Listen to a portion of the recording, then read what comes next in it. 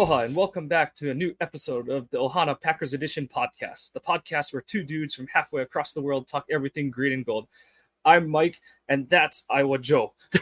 And today we're finally celebrating a Packers victory Sunday again for the first time in too many weeks to count. Joe, it's good to be on this side of the ledger, and I don't care who the opponent was. How about you? Well, they did what they should have done. This is what we were expecting out of the Broncos game. This is what we were expecting out of the Raiders game. It was kind of what we were expecting from the Falcons game. Go in, beat up a subpar team, and get the victory. Yep. Take the win when you can get it. But so far, it's good that we've finally got over that hump. We broke that streak. Now we're on, we're one up now. But like we keep saying, week in, week out, just stack the successes with it. Yeah. Like I was on the post game show for Game on Wisconsin, and like I said on there, it was like it all came together in this game.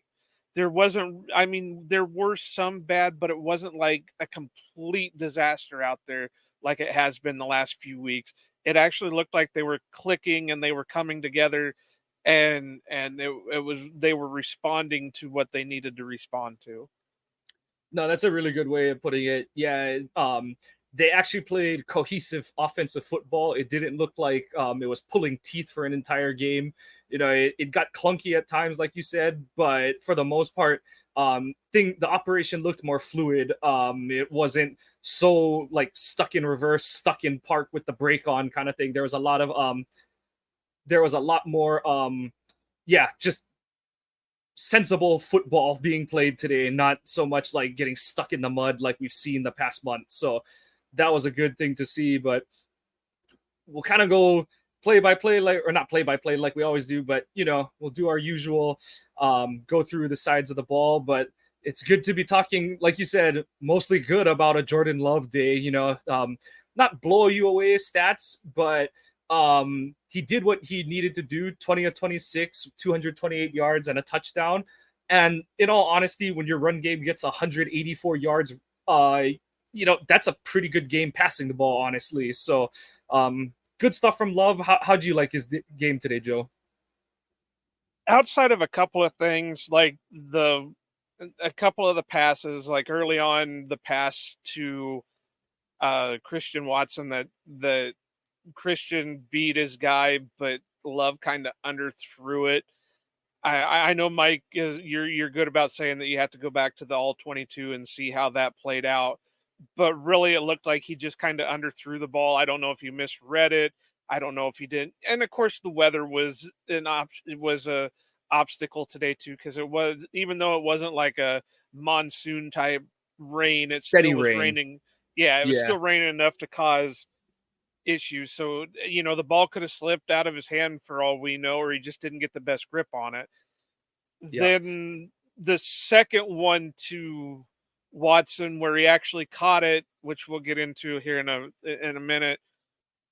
It was a good throw, but it was another one that he probably could have laid out a little bit longer, or maybe a little bit, I don't know if it was an issue with the route that Watson took, or if Love misread it and threw a different way.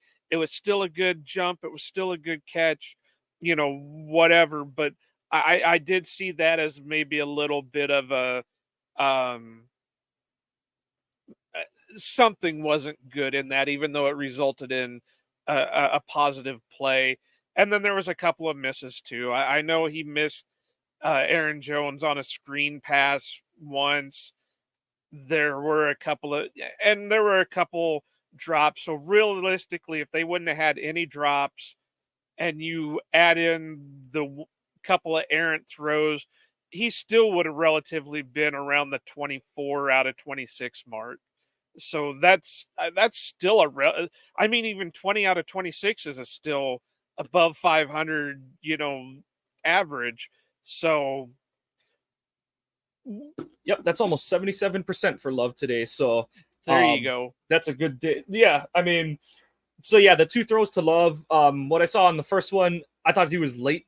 I think the you saw signs of the indecisiveness, in terms of what he was seeing on the play. It was a cover two hole shot, and he needs to just hit the back. And once, it's open for debate on how fast you're supposed to diagnose it's cover two. But I thought he took that extra second to kind of go, I think it's cover two.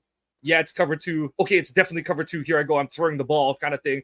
And then at that point, where Watson is on the field, by the time he's throwing the ball, Watson's at like the 15 or 10 yard line. So you figure he's throwing it 40 something yards in the air. So it's like, oh, I can't throw it at the back of the end zone because I'll just take it. His momentum will just take him out of bounds. So he's like, oh, I'll try and have him post up in the front of the end zone, one of those kind of situations. And I think that throw is still an element of he's thinking about too many things before the throw in terms of, am I reading the right coverage? It's all of those mental questioning because you've had mistakes where he's thrown into double, triple coverage. You've got guys who have run the wrong routes. Are they gonna run through the ball where, depending on where you throw it, those kind of that kind of indecisiveness. And then when he's throwing the ball, what was everything we heard in the preseason? It was, oh, LaFleur and Clements and Love, the thing they worked on was putting more air under his deep ball. And, I went back and watched his college film, and I didn't think he had a trouble with that in terms of his deep ball accuracy. But, coaches are going to do coach things. And if that's the thing that they worked on, I think that's too far in his head. And that's part of the reason. And, that throw was kind of the example of, because like you said, Joe, on top of it, like I said, being late and short, it's raining. And, Troy Aikman says it all the time, but throwing a wet football does suck. It sucks more than basically any other kind of weather. Like playing in the snow is more fun than playing in the rain. So, if that thing comes out just a tight, and he's trying to loft it, and he's trying to, Joe Montana used to say, I don't throw darts at the wall, I throw balloons at darts. And it's kind of that where he's trying to be perfect with a throw when he's just got to kind of let it fly. And that's where I kind of curtailed it into his second throw to Watson, where I thought he did just let it, he just kind of uncorked it and let it go.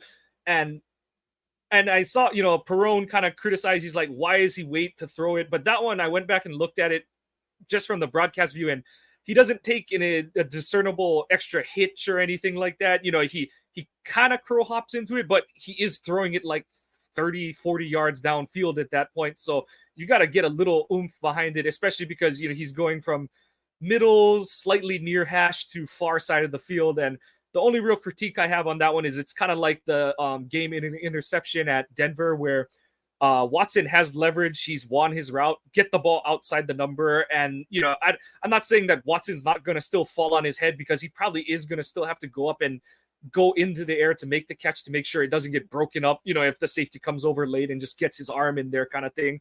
But it might look a little cleaner if you throw that thing more towards the sideline. So that's what I've got on that one. But I'm very happy with that second throw, the one that actually was completed, that he just uncorked that thing and let it go. It didn't look like he, let the cut. He kind of knew what he was looking for in terms of what the Rams were trying to do on that coverage, what they were hoping, the Packers were hoping their own play call was going to do to the coverage. And he just hit the back of his drop. Like I said, took that little curl hop to get into his throwing motion and put it out there for Watson to get to.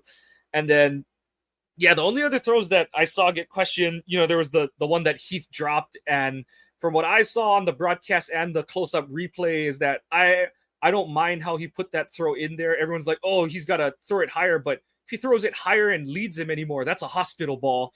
And, he's doing what Rodgers used to do, is kind of like throw it low and throw it a little short, not short, but don't lead the target as much, so that he kind of sits in the hole there and will catch the ball. And regardless of whatever you think, Heath has to make that catch if he wants to be on this team. You can't be a marginal roster receiver who hasn't been active in over a month and drop that kind of pass. And I kind of think with that one to Heath, that's why I didn't really mention it, because I didn't really think it was all on Love. I think Heath should have slid into it more than dove at it. I can see that, yeah. I think he would have been it, but I think what he was thinking is if he could still catch it in motion, he's going to be able to turn it up field. But like I said, I'd have to go back and rewatch it. But I think if he would have more did more of a slide into it, he could have brought it in better than what he was going at. But it, like they always say, you're in the NFL. If it hits your hands, it needs to be caught. Yeah. And then the only other one I had a critique on was I know some will probably nitpick the two that like Dobbs had at the end of the first half, and then Reed had the one where both of them kind of slid back across the first down to gain. And honestly, yeah, he could get it a little higher. I'd be more concerned, like we said, I don't want to hang it all on the weather, but he put it more or less where you want, the minimum of where you want to get the ball to, and gave his guys a chance to make the play. So I'm not going to critique that too much. And then the only other one is the one that Wicks just fumbled. And, I saw some people say like, oh, like get it up on his numbers so that he could, hey, like Wicks had enough time to catch that ball, sit down, take a dump, turn around and drop the newspaper. It's not the end zone. Hold on to the damn ball. Like, yes, Love could get that throw another foot up, hit him in between the 1 and the 3 instead of down at his belt. But I mean, come on, you're a professional. Take care of the football. This isn't college where you're down when any body part hits the ground. And it's not the goal line where you just have to stretch and get it there. You're live, that's a live grenade, and you got to just take care of the ball. If you come up short, then you know what? That'll be a -1 for Love in grading and a +2 for you. But you go a -100 because you go and try and friggin' Hollywood spin that thing out of there and drop the ball and of course, in typical Packers luck on a fumble, not only does he fumble it, but it bounces so perfectly that Ahkello Witherspoon has to do nothing to recover it. It bounces straight up in the air, and it looks like I know you could clip that play where it's not a fumble. Wicks like tipped it to Witherspoon. It's not obviously how it happened live, but that's how stupid of a bounce the Packers got on that it never had a chance to roll out of bounds. It never had a chance to have touched the out of bounds line when he did it or anything like that. That thing went down and came straight back up. And yeah, I tweeted it. I was like, if that's not the story of what the Packers offense has been all season, nothing is. So, yeah. The only other critiques I could make of Love is I think a couple of the sacks were solely on him. Oh yeah, definitely. I the one before the end of the half was definitely on him, because I thought he was doing too much of the Rodgers thing where he was just holding on to the ball. Yeah, he's got the ability. Get out of there.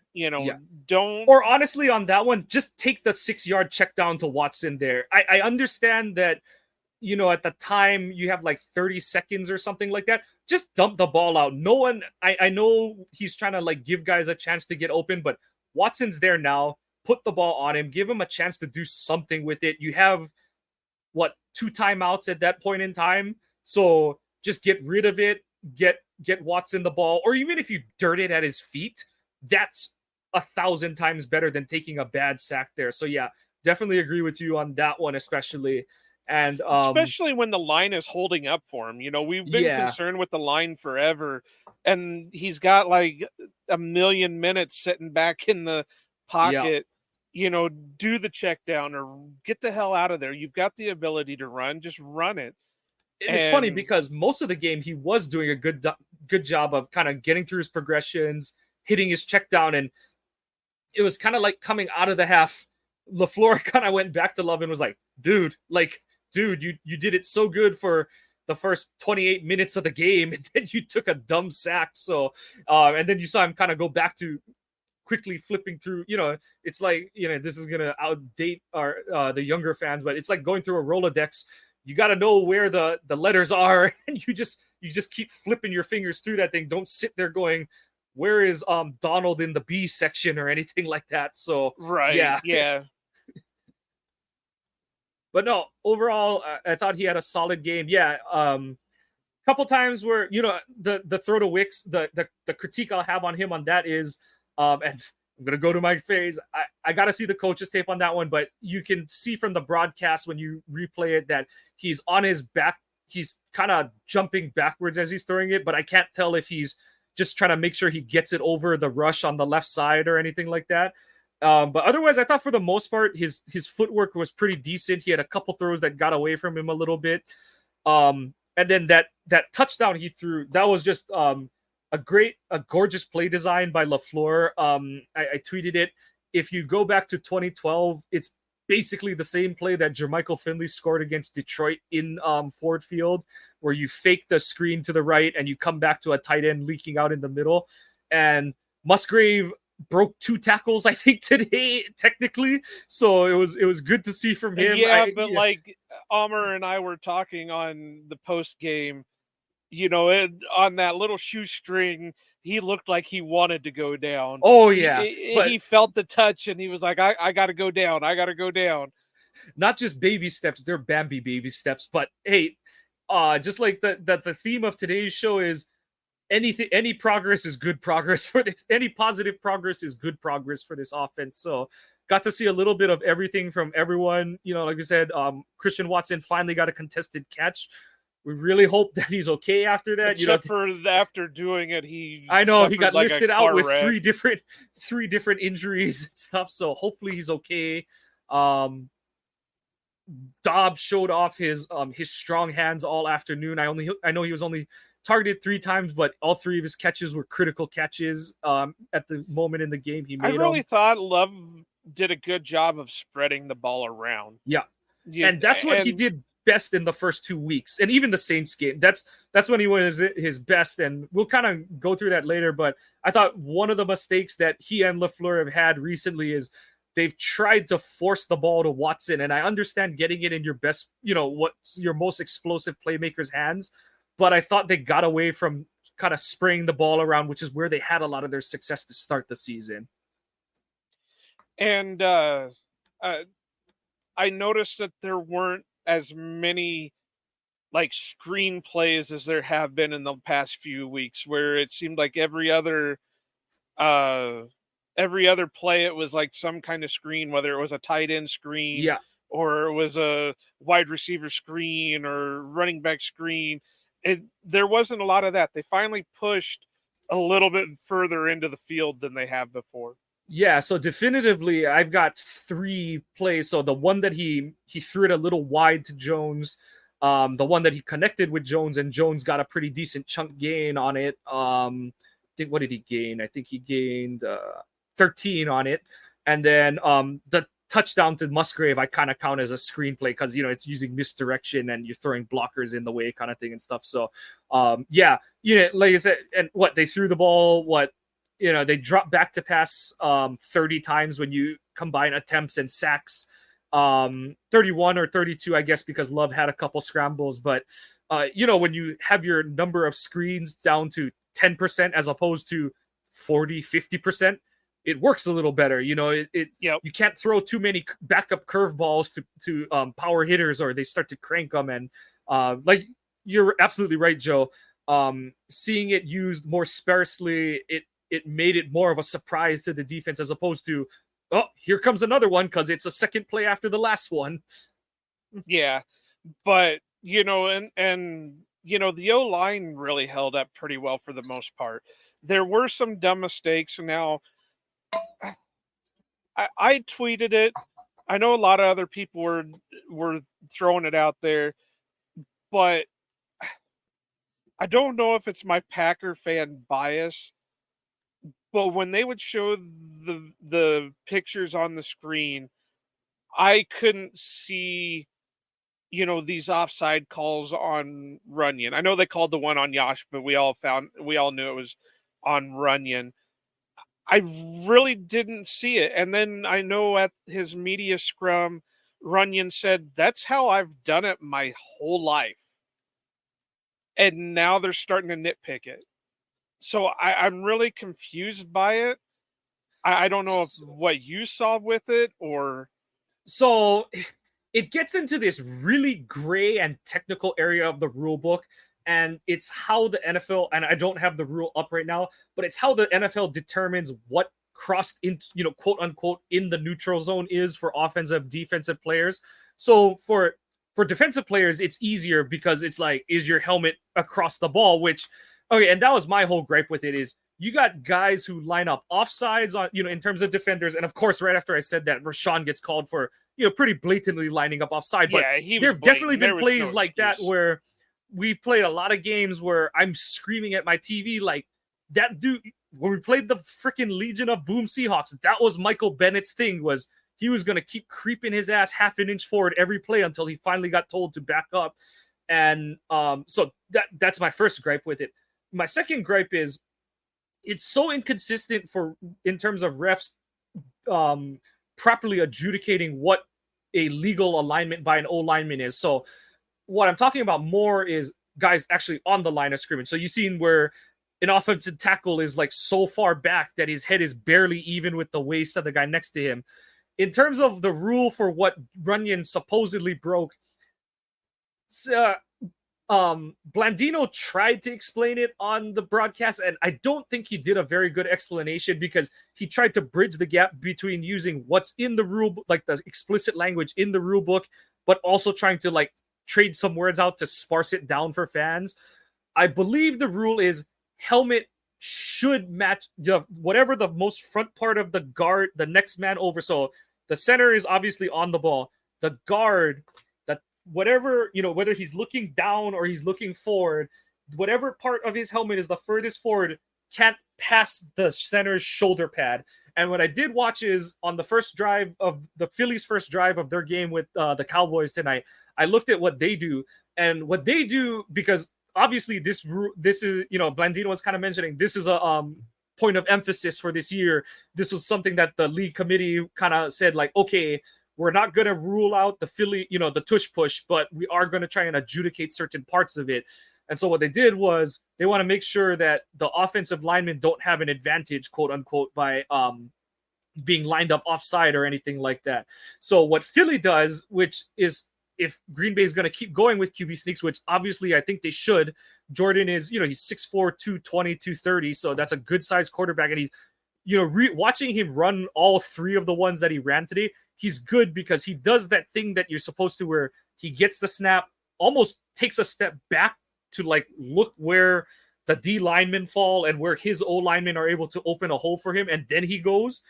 But what Philly does is their O linemen, they basically line up like they're in a field goal block unit. So their guard will put so if it's the left guard, he puts his right foot behind the center's left foot, and then vice versa for the right guard. He hooks his left foot behind the center's right foot. Doing that, you almost guarantee that you can't be offside.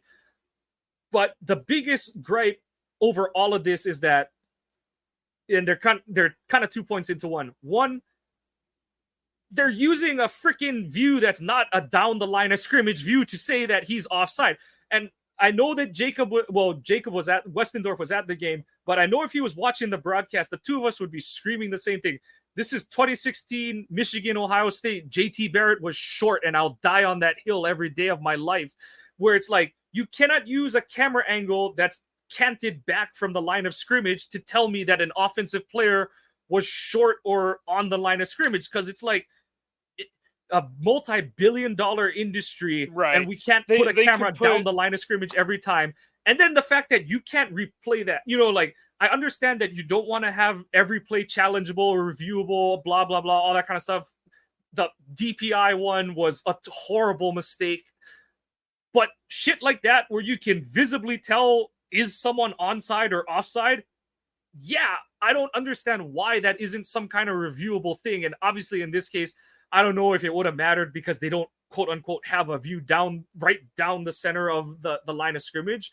But it's one of those where it's like, get your shit together, NFL. You're making you're raking in billions of dollars a year. What's more, one more camera?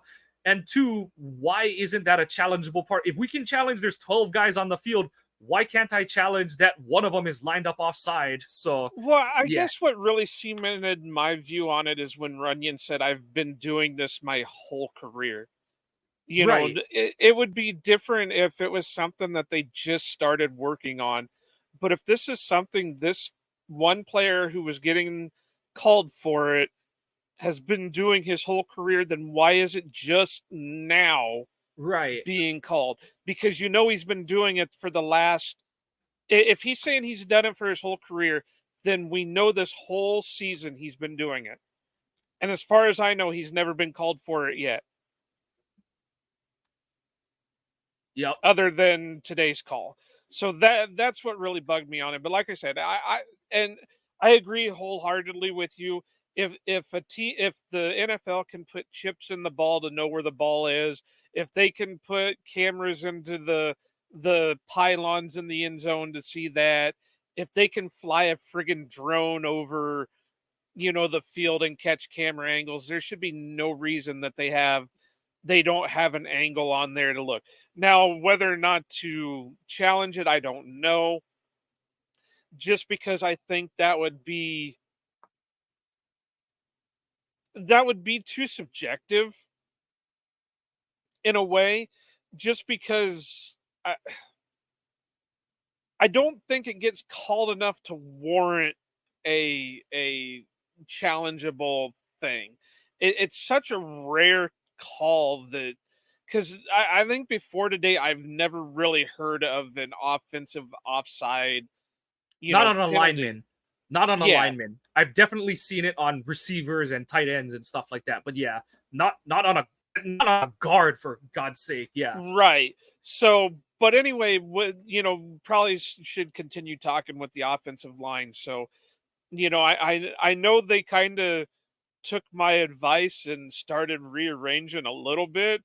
And I think I said this on our preview that if anything was going to change, it was probably going to be just Nyman starting over Rashid. So I got to kind of pat myself on the back for that one. So, And Rashid didn't get in for performance. He only got in because Yosh hurt his back. But kind of like last week, Rashid played not bad, honestly. yeah, he played better. So, like you said, I don't know if it's like a matter of being mentally locked in or whatever kind of thing, but he's played better after being thrown in the doghouse the last 2 weeks. So, I mean, whatever. If Yosh can't go this week, just have Caleb Jones ready, Johnny on the spot. And it's like, hey, like, you're not playing good, Rashid. We're putting Caleb in for a drive. And I'm really surprised Caleb wasn't active for this game just because of some of the issues. But I don't know. It's kind of a weird situation with him that they pretty much carried him all year without him seeing any kind of action. I know part of the year he was on was last year, the year he was on the NFI or whatever for most That of was the last year. Yeah. Yeah. And then this year he's basically been carried around without being activated. So it's really a weird situation with him. I know they're kind of treating him like the next Yosh just because, they're both monster of men type builds and raw potential, but you would think with the injuries they've been dealing with, you would want him activated. So if worst case scenario happens, we get him out on the field. Now, I do have to say, praise be it to St. Vincent Lombardi that they didn't friggin' put Royce Newman in there when John Runyon went out. Yep. And to double up on it, when they sat Jenkins down at the end of the game, gave him the last series off, they put Ryan in at left guard. So they did it twice. They did the right thing. Do the right thing. They did the right thing twice. And he wasn't bad. Maybe this is one of those, maybe he had one of them delayed reaction PEDs that, it took a year to get built up in a system for him to actually perform better or whatever. But, he looked pretty good. I know some people were talking about how bodies were getting moved better when he was out on, in the 7 snaps and the run game looked a little bit better. I still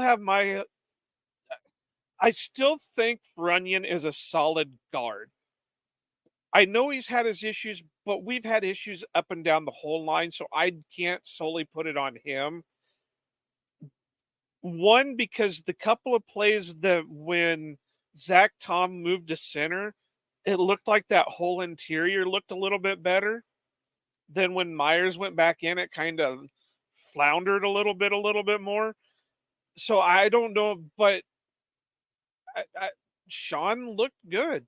I'm happy for him, and I'm happy to know that we're not going to go to Royce Newman again. No, yeah, he definitely was doing some good thing. They went heavy on the run that series, and I don't know if that was planned. And that's the thing is everyone's kind of like, was Runyon benched or was he injured? Because he did go in the tent after the attempted fourth, and they tried to sneak it on the first drive, or did he? Was he injured or did he get benched? What was the deal? But Ryan had a really good drive. He was moving people both in terms of when he was double teaming with either Zach Tom or Josh Myers, or he had some single blocks where he kind of road graded a couple line of scrimmage defenders. So I know it was only 7 snaps, but it's not like he just blew it in one of those 7 snaps. So that's a great sign to see. Yeah, it wasn't like Royce Newman just blocking ghosts out there and letting Jordan Love get hit or stuff like that. Ryan actually looked like a competent offensive lineman. Yep. I know. I keep Royce is probably a really good guy, but I do not want to see him back on this Packers line for anything. If they got a 6 for Cole Van Lanen for playing never, they can get something for Royce Newman. You can just say like, hey, there's good play. Yeah, he's disappointing, but there's good snap. There's meat on them bones still, kind of thing. So they got to get able to get something for his ass this offseason. So, but no, I think I have an idea of an article I'm going to put up for Ohana Packers, and it has something to do with players being brought back or not brought back next year. So spoiler alert, be on the lookout for it. And honestly, my whole thing, obviously I'm a Michigan grad. I love Runyon. He was a great player for the Wolverines. Like you said, he's still a good guard. The concerns I have for him this season are his whole thing is that, he's an average run blocker, but a plus pass protector. He had that streak of like no sacks and minimal pressures for his first 3 seasons kind of thing. And my whole thing this year is he's been a leaky faucet in terms of pass protection. He's had some bad whiffs. He had that play that was circulating where Myers kind of pushed a stunt into him and Runyon didn't know what hit him. And then he spin cycled himself trying to look for who he was supposed to block and stuff. And those are the kind of plays that you do. I've watched that play. I know it's been on run through Twitter for the last few days or whatever, but I have to give him credit. At least when he spun around, he went back into like block mode, whereas Newman probably would have kept spinning. Oh yeah, no, Newman would have blocked Tom, but yeah, or Myers would have just kept spinning. So I have to give Runyon credit that he at least went back into okay. I got hit, I got turned around. Who am I hitting? Yeah, my whole thing with Runyon and Ryan is Runyon is probably not back next year. I put it at best at 50-50 that he's back next year, just because his rookie contract's up and he's the kind of guy I feel like they would have extended already. And so that's why I'm like, if you're not getting the best of what he's supposed to be in terms of a plus pass blocking guard and his run blocking hasn't gotten better, it's one of those where it's like, at worst, I don't know if you remember, but when Jenkins was a rookie, what they did, Lane Taylor started at left guard that season. And then by the second game, they were swapping series, every other series they were swapping. And then Taylor got hurt in the 3rd game or something like that. And so then Jenkins started the rest of the way. But yeah, like at least he's something like that where, like I said, unless they're going to announce an extension with Runyon tomorrow kind of thing, I don't see him back next year. But honestly, and like I said, I don't want to spoil anything because I do want to write this out as an article for the website, but he is one that I could see coming back. I could without too. An in season contract, because he feels like the type that they'll go into the next season. Okay, this is what we need. This is what we got. Hey, John, will you take a 2-year, like Lucas $5 million contract? Yeah, Lucas Patrick, I think at the time signed for like a 2.8 or something like that. So it's like a placeholder contract. Yeah. Yeah. So And like I could know where see you're him going, doing where like it's at that. least like at least there's an answer. It might not be the answer we want at one of the guard spots, but at least it's something reliable kind of thing and all. Until But they yeah, can bring somebody in through the draft or yeah, free agency. I know we've talked about this before, that the guys going into potential free agency really don't look like a, and that's why I said, if they can't pick up somebody in free agency, they're not just going to be able to rely on that next draft pick to come in. yep, So there's a possibility that 3 out of the 5 positions are completely new people. Can you really go into next season with 3 out of the 5 positions being completely brand new, not on the team people? right. And that's where I kind of want to get Ryan some snaps. Is at least like you won't necessarily figure out if he's the answer, but you'll figure out if he's not the answer. Like at worst you find out like, oh yeah, no, he sucks, and like those 7 snaps he got against the Rams, that was as good as it got, kind of thing and stuff. So, but like you said, overall, it was a good game. Aaron Donald had his 1 sack, but otherwise, it's not like he took over the game. Like, He like came close honestly, for that second one. If Jordan wouldn't have yeah, been able to get rid of it, he would have came close for that second one. yeah. But overall, like based on how this interior O line has played at times this season, it was a pleasant surprise that he didn't have one of those, oh my God, there's the first ballot Hall of Famer with 100 sacks kind of game. So, Yeah, it but was a like I breath of said fresh on air. the preview episode, Elton came out and looked like all pro Elton. And that's one of the bigger things on offense in this game is Elton looked like Elton for the first time since honestly early in week 1 when he was playing next to Bakhtiari. I think his knee is getting relatively healthy. He'll probably still be limited this week, but he was moving and he was getting onto downfield targets on, second level run blocks and things like that. So that was really good to see because Elton has been a shell of himself since he got hurt against the Falcons. So it's really good to see him be able to move and match in space on defenders. So that was that was a sight for sore eyes as well. But kind And we of, didn't get a Donald choke. We didn't get no, a we Donald didn't. choke. Like I said, he had a couple plays, so it kept him from blowing his top. We didn't blank him like we did in those either the playoff game or that late November game back in 2021.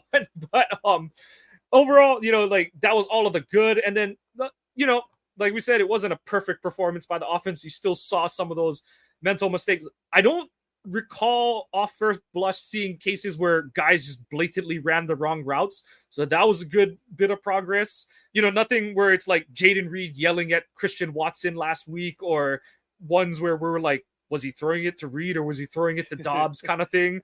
So that's progress. But Jaden Reed did have one of the most inexcusable penalties for a receiver in this game. And this is someone who's definitely never done that before in his failure of a high school career. But receivers, you're looking at the ball. It doesn't matter if your quarterback does the hopscotch in the backfield, claps, farts. I don't care. You should never false start. And Reed tried to do the thing where he definitely moved, and then he was like, let me try and take a step and make it look like I'm readjusting myself. But no, it's like, dude, like you can't false start. You definitely can't. And then the fumbles, the 2 fumbles, those were I think that's one of the main reasons why Aaron Jones hasn't been used as a what they call it, the bell cow. I think it's more the injury history because he does get dinged up every year, but he did have like it wasn't full on like Amon Green fumbleitis, but he definitely had questions about it. Yeah, he's always good for one if he's relied upon. Perone kind of made the snarky joke like, well, at least it's not in a key playoff game and it's in a game in November this time. So, but it's true. Then, like it hurts because it's true. And then it was Wicks, right? Yeah. I didn't get to see that one. I had to step away for a minute, so I really didn't see that one. I don't want to bash him too hard because I get it. You're a rookie, and hey, he's doing the thing that a lot of fans and us have said, like make a play for your quarterback. But know the game situation. You're not on the goal line. Don't, and watching it on replay, even if he just sits down where he went down, he had the first down. Like, and that was the part I really didn't like, was I was like, he stretched it out for an extra like half a yard to yard past the first down marker. So it's like, worst case scenario, you're down like it's second and inches kind of thing. Well, and like we've said before, yeah. the weather was shot. You don't, when your gloves aren't sticking like they should because of the rain, you can't just use a hand to, unless you've got like Shaquille O'Neal hands where they're 9 foot long and you can palm the football. You don't do that stuff. Yeah, but overall, a much better. Yeah, and LaFleur, he did a good job. I thought he did a good job sticking with the run game. Like I said, 184 yards, and it wasn't like they had an explosive run. I think the long was Emmanuel Wilson with the 31-yard run that he had at the very end of the game. It's not like Jones or Dillon busted one. And I know Jaden Reed had the reverse, but so that between Reed and Wilson, they had 50 of the 100. So between Dillon and Jones, you have 113 yards on a solid like 4 yards a carry kind of thing. So it was just a workman-like game. So good on LaFleur recognizing the conditions and sticking with the run game today. Also, like, playing to who your opponent is. Your opponent is playing a blow-up doll quarterback. So play smart, clean football, and for the most part they did. So that'll put a bow on the offense for this week. And here we go again, kind of the same thing for what we've been saying, where hey, the defense gave up only 3 points, but how much of that is really on them and how much of it is on who they were playing. And this week, honestly, I'll be nice to them. I do think, yes, as much as Brett Rippon is you have to be someone who lives on the west coast of the country because he played at Boise State to even know that name. But he's a guy that I've seen torch Hawaii a few times when he played for Boise State. But he's been a nobody in the NFL. And while yes, like Green Bay did enough, they definitely capitalized him on being an inexperienced fringe style quarterback. You don't just get your hands on 10 out of 28 passes and call that nothing. So it was nice to see guys making plays outside of their initial responsibility today in coverage. And I put that, like Jair basically set up Anthony Johnson Jr.'s first career interception by sinking off of cover two, recognizing he had nobody in front of him, sinking off of his initial coverage and getting underneath a corner route, tipping it up so that Johnson could make an easier interception on it. So Ed, how about it? I know this on some level pains you and some level makes you happy, but Johnson, I thought, and it's kind of like old lineman, you didn't hear his name called too much except for where he got his interception. He had the play in the flat where he timed up a nice hit on the tight end to knock the ball out. And otherwise, I thought he came up in run support a couple times and stuff. But overall, it was a quiet day at the office for Johnson, which for safeties is good. Like, unless they're making splash plays. One time that I think it was, I think you could make the case that maybe Jair got burned. But I know Moose was saying on the commentary that he could have also been expecting Johnson to come over and, for the safety help. Oh, and Cooper's was long catch or whatever. Yeah. Yeah. And Anthony Johnson was just kind of late reading the play. Yeah. So maybe that was one time that. No, yeah. The cup reception is definitely a cover two, not a bust. It's more of a it's that's the thing, is like, you're not playing man, right? So at some point you hand off coverage responsibilities. And I know some people were kind of worried that Ja looked hurt on that one, and actually thought he was moving a lot better than he did last week against the Vikings. There was only one time that I noticed that maybe it didn't look like he, but I wonder if it was because it's not that he was hurt. He was just worried that if he made the wrong shift, it was going to re-injure it. Yeah. So, which I'm still not thrilled that he's at that point, but I'd rather be there than, it's like obviously up on just him. As well as I do, Mike, that when you start feeling better, you're always worried about that until you do it. because I've had those moments too where, oh yeah, I feel good, I feel great, and I go out and I do something, and oh, there it goes again, and And it's then I'm always the hurting more. simplest thing too, right? So Right. yeah, so no, I agree. And like, yeah, that long completion to Cup, I saw a couple people being like, oh my god, like Jair is that. I'm like, no, he's doing what he's supposed to do. There is a route underneath of him, so he can't just keep running with Cup, or there's no one on the sideline. So I thought Moose was really good on his calls today. Like, even I know this is on offense, but he went to bat for Josh Myers on that one holding call that he got called for at the beginning of the second half, where it was like Moose is like, his hands are inside. What do you want him to do there, kind of thing, and all. Yeah, So well, and yeah, I've always loved, even though he was a Cowboy, Daryl Johnston has always been a really good commentator. He's been one of my favorite ones throughout, other than the main Packer guys like Wayne and Larry and stuff yeah, like that. But he's always been pretty well non-biased. Now he will throw in a Cowboy thing here or there when oh, he's of calling the course, Cowboys, but he did that all game. Even he was kind of saying the same thing about the offensive offside calls, that that one didn't look, we're not getting the best angles, so that one doesn't really look like it. Or so yeah, Daryl Johnston is one of the best out there. yeah, If more people could be like him, that would be great. yeah. And so from one rookie 7th round pick having a good game to another having a nice bounce back after some rough Valentine games. had a hell of a game. And Especially, I don't want people to like, well, he wasn't covering Puka or Cup a lot. Tutu Atwell is not an easy guy to cover. And yes, I know the rain takes away a lot of what he does well, but that's a hard guy to stay in front of and stay on top of. Yeah, he also did cover Puka a few different times, because there was drew the big OPI on him and stuff. So yeah. And he made the one big breakup against Puka, and so I the only one that I don't think he really covered was Cooper. So yeah, I'll agree with that. But the rest of them, he did amazing.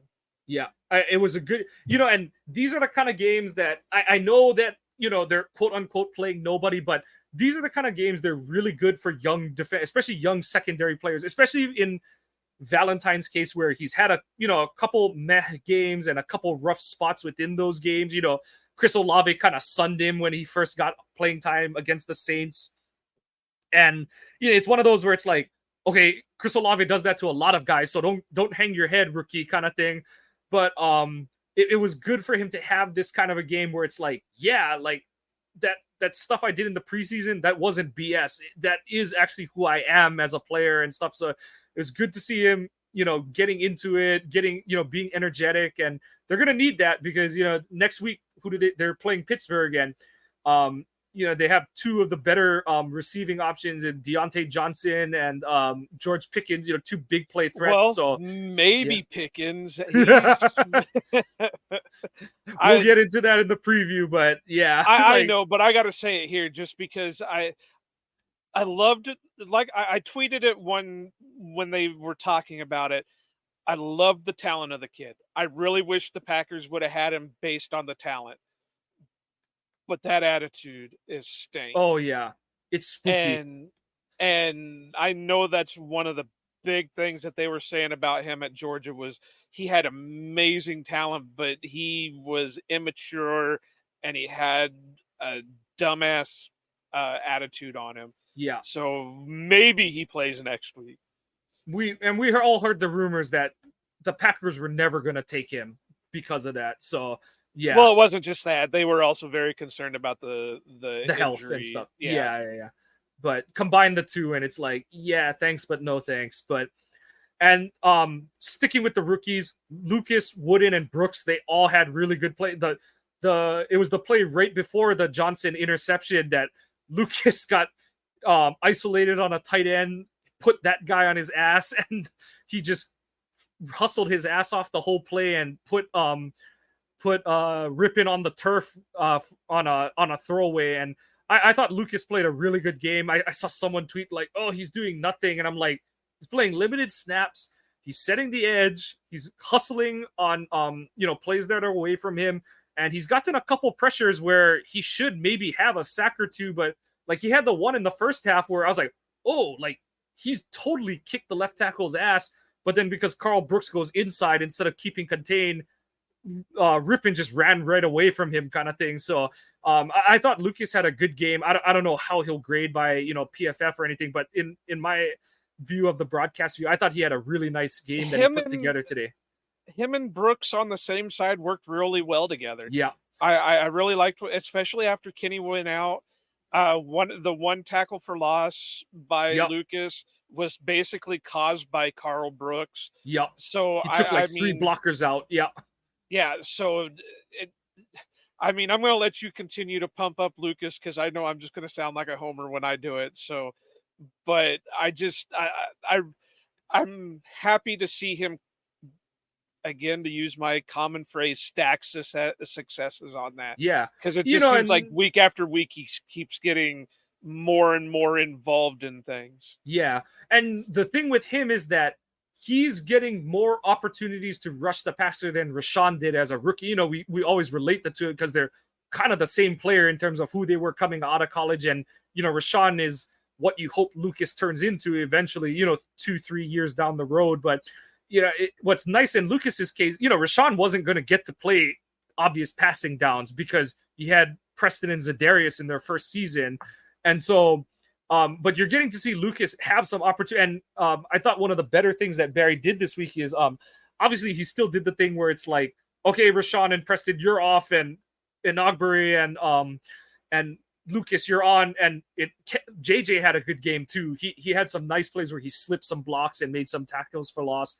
But you're seeing Lucas get some snaps with Preston. He's usually with Preston, and Rashawn is usually with JJ. But yeah, I just think that he's getting to play a lot more snaps because Barry is doing a better job than I thought Pettine did. I know that there's the whole debate of, do you play your top guys more or do you keep them fresh so that they're on the field for important plays and they can make the important plays? Well, everybody wants to do the Philadelphia Eagle thing where they get enough guys where they just can continuously rotate them in without having to waste timeouts or worry about catching your breath or whatever. They just want to continuously rotate them in. It's very rare that it happens. I mean, look at it. There's 2 teams maybe doing that right now, in the Eagles and the 49ers. Everybody else is pretty much running the same guys out there constantly because they don't have the depth. I still am hoping, and I don't know, somebody's going to have to give me Joe Barry's number or something because I'll make that phone call. I'll take the hit. I still hope one of these days we'll get Lucas on with his hand in the dirt and Rashawn right next to him, because I have a feeling they're going to kill somebody. I hate to put it that morbidly, but with the 2 of them in there on the same side, I don't see how they're not going to tear something up. And I mean, it's not like they're not running Lucas with his hand in the dirt. They did it numerous times today. So it wouldn't be that hard to put the 2 of them together.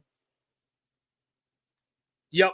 And I think that's coming eventually. Well, it better be, because get your best guys on, your best options on the field.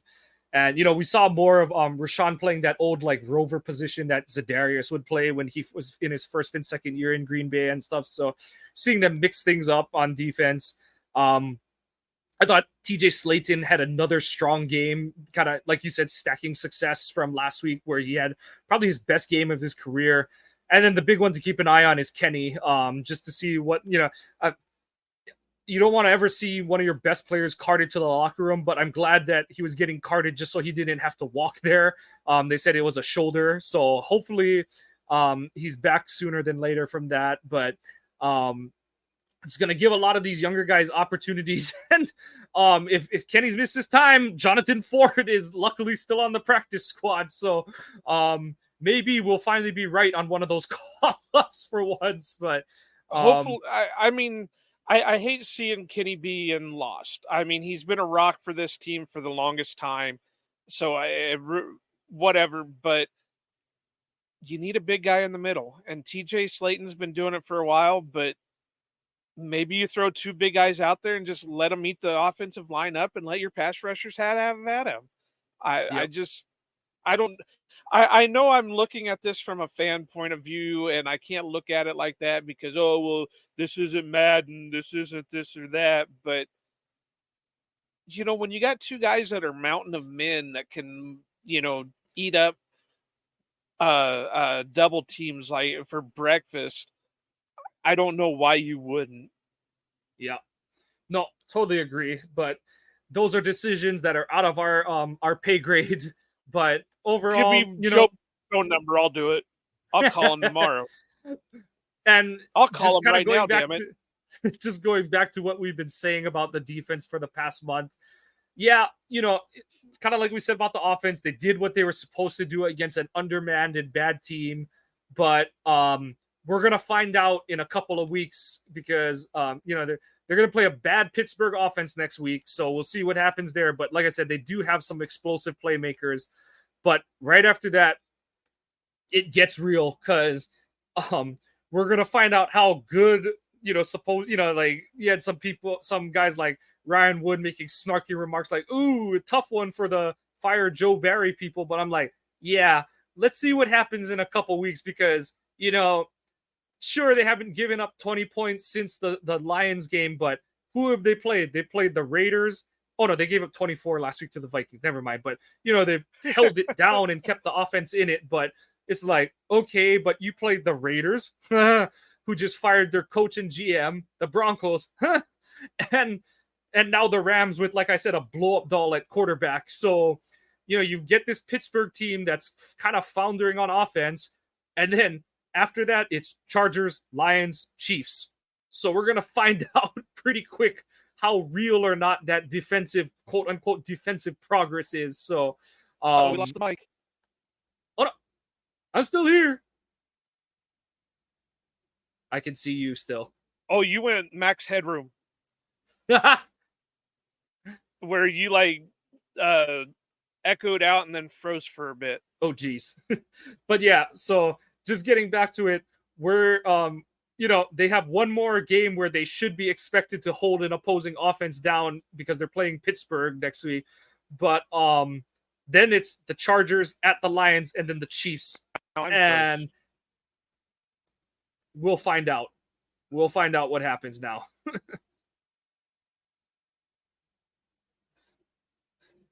Are we good? Yep. I'm back. Yep. Are you back? I can hear you and see you. Okay. Yeah. See, guys, this is what technology does. This is what Joe Barry does. His defense is so stupid it breaks your podcast. But seriously, like I said, I don't think we've really learned anything except for maybe Johnson can play. Valentine has his swagger back. We've always seen him comp to Jair in this. He's not the same elite athlete, but he's kind of the similar build, similar style of player. And I thought when he first was playing this season, he wasn't, he wasn't kind of a cocky asshole. He was kind of reserved and stuff. So it was good to see him be able to talk his talk this week. And well, like I said, they have another game against a weird offense in Pittsburgh that's kind of meh, but also will hit some big plays every now and then. So, and then it's Chargers, Lions, Chiefs. So they've got to prove that they're actually better than I think they've been. So we'll see over the next 4 weeks. And then the special teams. Anders. Oh, Anders. And I can't really... What was it? It was a 50-some yarder, wasn't it? 52-yarder? Hold on. I just lost it. He had... I thought it was 48 or something. Oh, maybe it was 52, yeah. Let's see.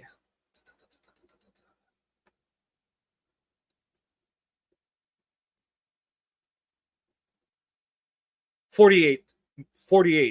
So he missed the 48. All right. Well, that's still a long ass kick to be making. And, like I said, not monsoon like rain, but steady rain. And so, and we all knew he wasn't going to be 100% for the season. But the thing is like I've said before, he's not correcting and just Yeah, collapsing. He's at least taking it with stride, because then he came on and made one later on. couple So more. Yeah, yeah, and he was doing damn well with the point afters. So at least we've got it corrected. At least we've got it to where if he misses, he doesn't, go in the like, tank. Yeah, yeah. like that Cincinnati preseason game. Yeah, exactly. So, or like the Mason Crosby game, the Oh different yeah, Mason Crosby ones where the minute he missed, you were done. So, but he's still got a leg, he's still got the ability. We're good on that. Same with Whelan. I mean, I'm still, but I'm really waiting on the snow and the frigid temperatures for him. yeah. It was good to see Same him with still have a Anders. solid game today in a not great weather day. It's not, like we said, it's not the super cold or the super snow or anything like that, but it's good to see him kick outdoor in the elements and have a still good game kind of thing. So Ugh. coverage was okay, and then the returns were actually nice. Nixon had the whatever 51 yarder that got fumbled away on the next play, and then he had that one solid punt return too, and then Jaden Reed had his nice punt return at the end of the game as well. So solid day for the return group. I mean, the way kickoffs are, and well, the Rams only kicked off twice today, so not a lot of opportunities. And then and then in terms of punting, how many times did they actually punt?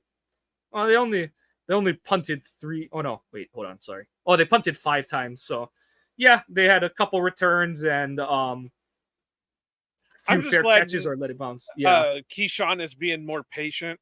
He's Yeah. not taking everything out. So, I'm glad he's learned on that one. I know everybody's miffed that, oh, well, what happened to our all pro kick returner? Well, hey, it happens, but at least he's being patient and we're getting the ball Yeah. where we should. And it's not like at the 10-yard line every time. Yeah. He's doing what he should. He's standing at the goal line, and if it looks kind of short, do something with it. We don't need the ones where he's jumping at the back line of the end zone and like one of those where he's almost Spider-Manning the goalpost kind of thing or anything like that. So yeah, I like you said, there's a little bit more almost maturity to his decision making as a return man. So good to see. But yeah, not too much more on the special teams. But yeah, who's your MVP for today, Joe? I'm going to give it to him. I'm going to say Jordan. Jordan looked really good today, notwithstanding, like we pointed out earlier, just a couple of, mistakes per se. But I think he looked more calm. He looked more confident. I thought he was making, outside of, again, a couple of the mistakes that we were talking about, he made really good decisions with it. The play calls were there, the reads were there, and I just think he did a good job. And I love how he's doing the play action. I mean, he's legit looking like a play action.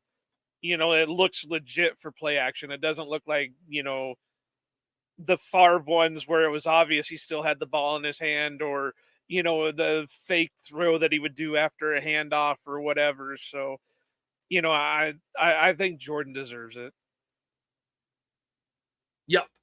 I'm gonna go with I'll go with LaFleur because he called a good game. Like I said, I thought he called a good game. 20 carries for Aaron Jones. So we'll have to I'll have to change up my over under strategy because they finally did it. They finally gave it to him over 9 times in a game, and so 20 carries and 4 receptions on top of that. So 24 total touches. That's kind of where you want Jones. I'd almost prefer less, like, actually 20 is about the max of where I'd want him carries, and then 5 to, like, somewhere between 15 to 20 carries and 5 to 10 receptions is like my ideal for Jones. So he's right in that sweet spot. Thought he had a solid game today. Had the fumble, but also had a touchdown, and he, you saw that his ability to kind of not ghost people, but just make guys miss in tight quarters and just be a productive option for this offense. So it's good to have. And now he's passed both Donald Driver and Paul Hornung for touchdowns for the which Packers. Is amazing. Yeah, just cementing his status in Packers lore. So good day back in the office for Aaron Jones. Least valuable. You got anyone for that today?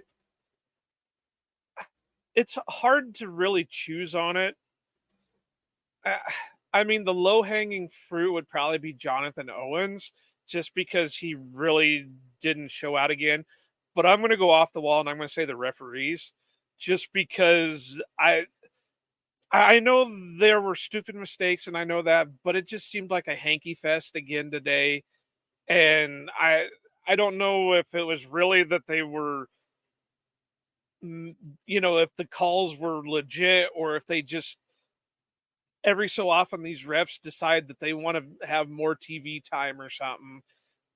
So if I had to put anybody as our LVP, it would probably be them.